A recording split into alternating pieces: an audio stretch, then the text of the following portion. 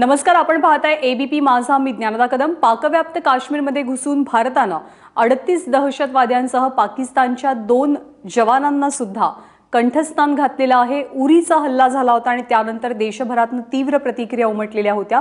परंतु पाकिस्तानवर कारवाई केल्यानंतर सुद्धा पाकिस्तानचं शेपूट हे वाकडच आहे, कारण भारतानं सर्जिकल ऑपरेशन केल्याचा दावा पाकिस्ताननं फेटाळून लावलाय.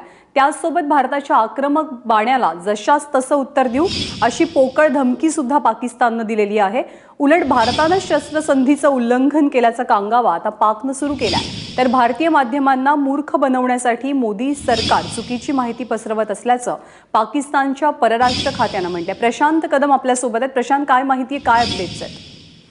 ज्ञानदा, खरं तर पाकिस्तानची ही जी प्रतिक्रिया आहे ती काही फारशी अनपेक्षित नाहीये आणि अशा पद्धतीचा कांगावा हा पाकिस्ताननं याआधीही केलेला आहे. त्यामुळे त्याला खरं तर फार गांभीर्याने घ्यायची गरज नाहीये. मुळामध्ये ही जी कारवाई केलेली आहे भारतीय लष्करानं ती पाकिस्तानचं कंबरड तोडणार आहे की त्याच्यानंतर अशा पद्धतीचा एक कांगावा किंवा एक तोंडावरती बुरखा घेण्याची वेळ साहजिकच पाकिस्तानच्या राजकीय नेत्यांच्यावरती आलेला आहे आणि आपली लाज वाचवण्यासाठीची अशा पद्धतीची ही वक्तव्य त्यांच्याकडून दिली जात असावीत. कारण कालचा अटॅक जो आहे तो पहिल्यांदाच भारतानं पाकव्याप्त काश्मीरमध्ये जाऊन केलेला आहे.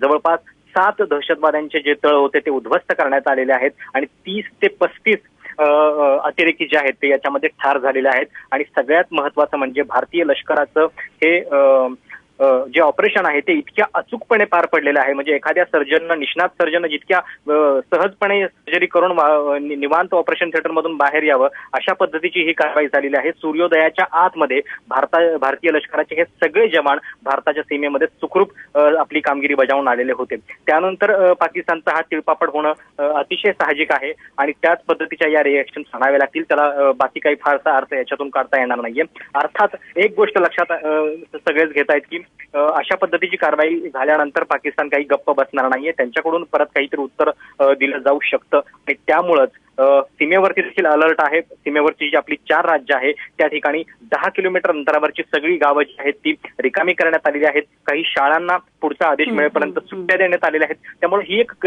जी खबरदारी घ्यायला पाहिजे ती भारतीय लष्कर जरूर घेत आहे. पण पाकिस्तानची ही वक्तव्य जी आहेत ती अतिशय खरं तर केवळ कांगावा करणारे आहेत. हे प्रशांत, ताजे अपडेट जाणून घेत राहू. तुर्तास धन्यवाद या माहितीबद्दल.